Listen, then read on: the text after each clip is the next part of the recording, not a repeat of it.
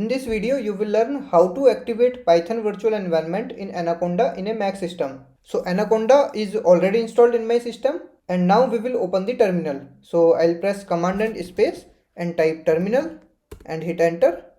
Now let's maximize this.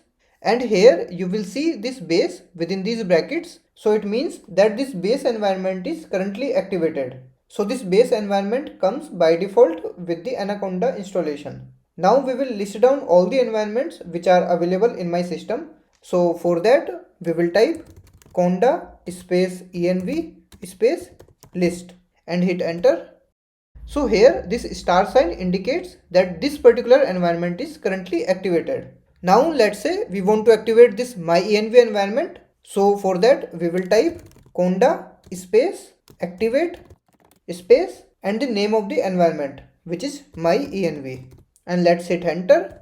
So now you would see that we have this myenv instead of this base. So the myenv environment is activated now. Let's also verify this with the list command. So I'll again type conda space env space list. So this time this star is with myenv environment. So it means the myenv is currently activated. Now to deactivate the environment, we just need to type conda space deactivate.